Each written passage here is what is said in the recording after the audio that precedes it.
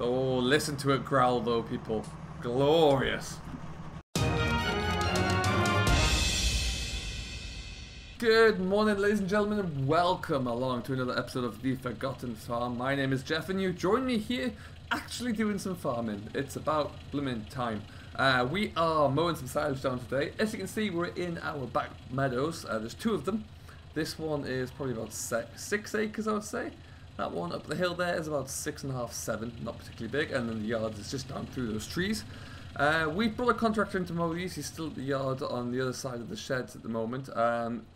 Both these fields never got any fertilizer from us, so the yield is not the best. A lot of it, as you can see from the stuff around the edge here, is tall, stalky grass with not a lot to it, but grass it is, and what we need to do is get it mowed down so we can put some fertilizer back onto it and get it growing again to get a good second cut. So that's exactly what we've done. We've called in the local contractor, Peter, and he has been working away on it. And he's doing the kind of the pasture on the back side of the cattle shed there now. Before I finish fencing that all in, we're going to let him just do his thing so that we can, you know, well, just get the grass under control really. By cutting it down nice and short as well, it's going to encourage it to grow back a bit and grow back with a bit more vigor and venom. And at that point, we're going to stick some fertilizer on here as well, stick a bit of nitrogen on, maybe a bit of copper sulfate onto the grass as well, and that should really see it come along there. So there you go. I believe he's having a quick break, but that is his machine. Beautifully monstrous big class. Lovely set of butterfly mowers. We brought Peter in purely because we I don't know where he is actually. Must be on the far side.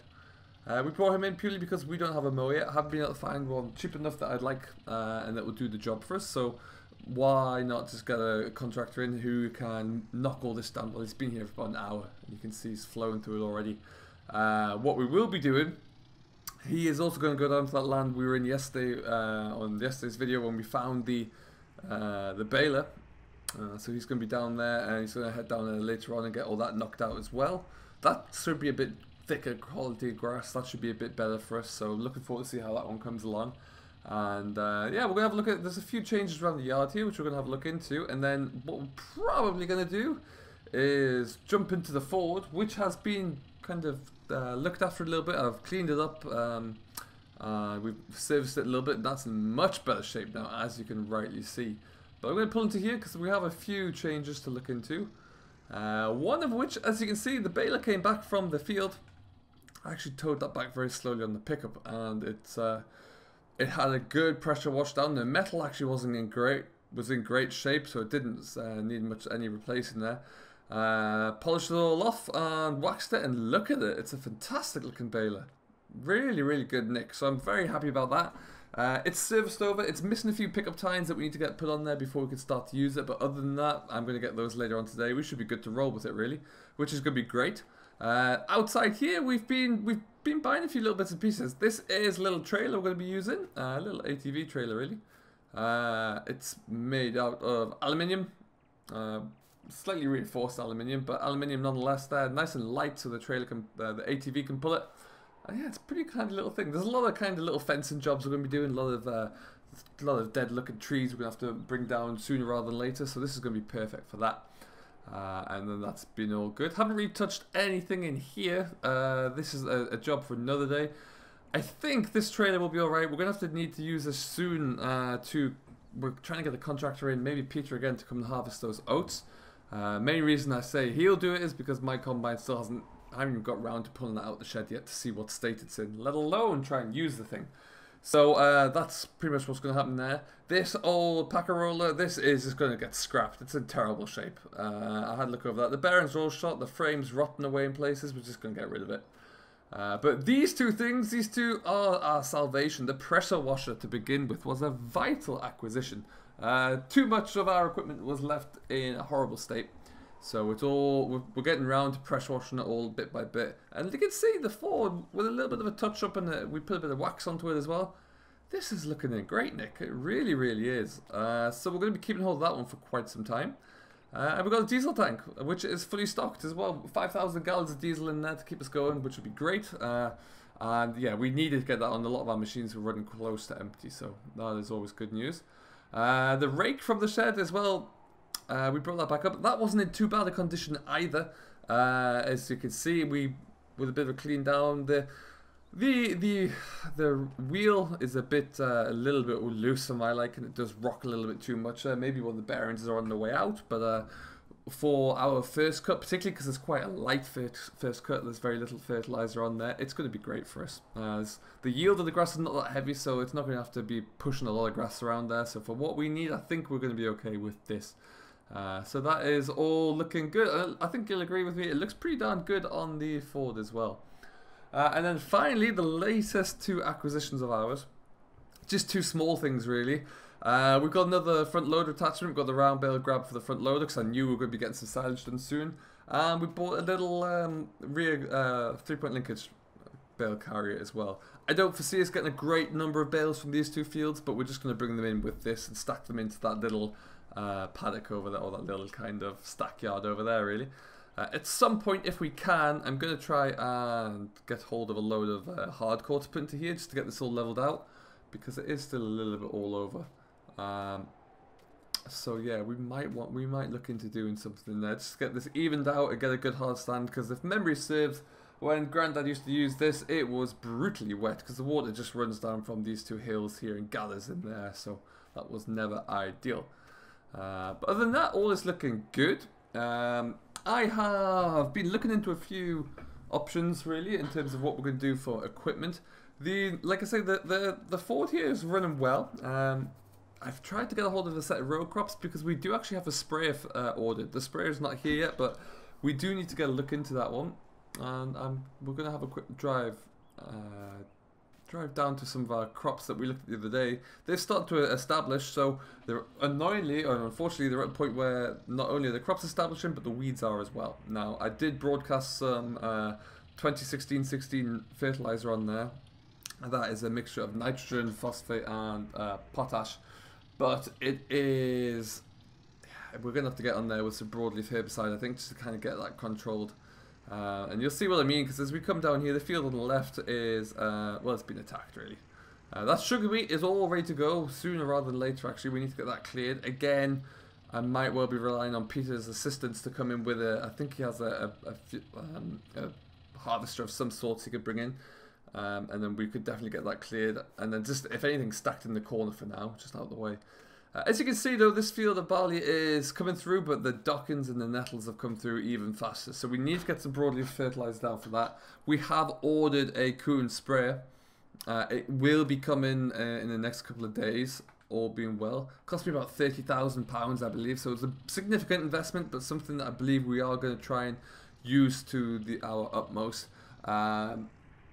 We may well be taking on a few contracts for some spraying work, so we could be able to get that back, actually, and kind of get a bit of a return on our investment other than the farm use, which would be fantastic there. But primary need will be to get our own land under control there, I would imagine. The crop of maize down at the far end there, that has indeed started to turn. I've decided we're going to leave that standing, and we're just going to let the game birds in the area and the wildlife pick on that and feed on it. I'm going to give myself a little bit more room to get out here. Yeah, so they're going to pick on and feed on with the maize crop there. It wasn't a very good crop anyway, so we're just going to let it rot down as well before we try and work it in, and then that will be perfect for a bit of organic matter to put back into the ground for when we actually do come along to establish the crop in the fall there. For now, we're going to go away and we're going to jump into our Ford. I'm going to get this all set up in the field, see how we get going as well, and then we'll come back to you once we know how this raking's going. Well then, folks, welcome back. We're getting something done. It's not quite what we expected, I don't think. It is the rake isn't quite working as we'd like to. The bearings on the drum here are a little bit slack, so you can see it's missing chunks of grass everywhere. To be honest, I'm not too concerned about it, as long as we're going to take it slow and just see how it goes, and all being well, we might be able to catch most of it. There's not a lot of grass on here in the first place anyway, because it is that little bit lighter there. There's a strong chance that might be why we're missing some of it as well. However, we're getting it all raked up and it's coming in, so we can't complain too much about that. We are just going to turn around. We'll just knock that back into the PTO, back into drive. So putting two headlands on, that's kind of, we're trying to get around 2 rows into one here, but sometimes it's just not coming out the way we'd like it to. So I'm going to take it quite slowly here as well. But you can see it's kicking it all across. When you take your time, it kind of does what we need it to. We'll lift up there. We've just got, like I say, just got to go nice and slowly with it, really. But yeah, the tractor's sounding nice. Tractor's kicked along at about a little bit over 1200 RPM, and it's just sauntering along, really. It's not being pushed here at all, and it is just ticking over. You can see, yeah, it's missing a little bit here and there, but we'll get a few bales off these 2 fields, I'm sure, and then we can try and have a look into it before we take it down to the big field. Now Peter is already away. He's already got everything done up here. It didn't take him too long, and he's kicked on over. So that's good news at least. It'll be good to see just what he gets done there, down there today. It shouldn't take him too long at all to do, but I'm sure he'll get it all finished as well. But yeah, this is all in an attempt to get ourselves ahead and ready for the new herd of cattle. Now we've yet to find them. Looking through a few different breeds, really thinking about what we'll do. Looking at Charolais tomorrow to see if we can get a good breeder or someone who's selling a sufficient herd size, really. So we're going to go and have a look at a few of those as well. So we've got a lot to do over the next few days. Like I said, we'll be looking to get approximately kind of 30 or so. If we get 30 to begin with, that'd be a good number I'd be happy with. And we can always take it from there and see how it all develops. But the key thing is we are farming now, so we're getting ourselves there bit by bit. And that's all you can ask for, really. It was in a bit of a state, so we had a lot of work to do to kind of get it all back on board to where we'd like it to be. I'm just going to tidy all this up. But we're getting there now. I do believe that we're truly on our way to that stage. We'll just saunter along here, lift up there.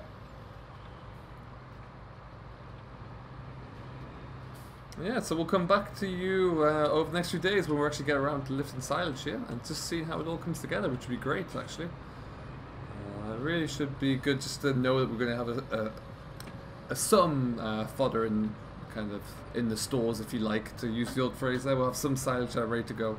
Now, whether it be enough, it all depends upon the head of cattle we end up actually acquiring, but we'll see about that one.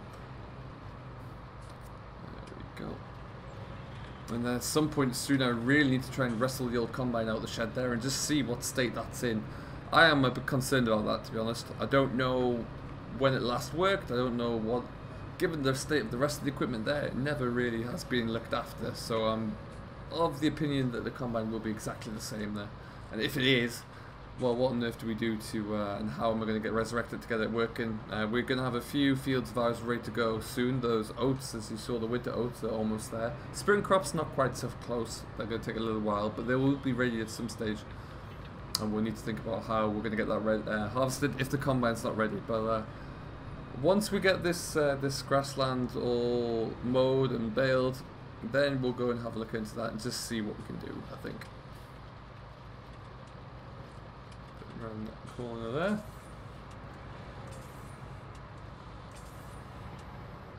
Yeah, excellent stuff. So we're into the smalls of this field already. It's really not a big field.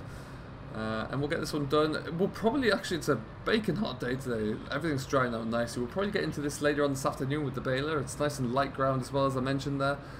So the grass is not wet at all or have any moisture to it. So we should be able to get in and get this baled up nice and quickly. So that'd be nice to get at least one field baled up today.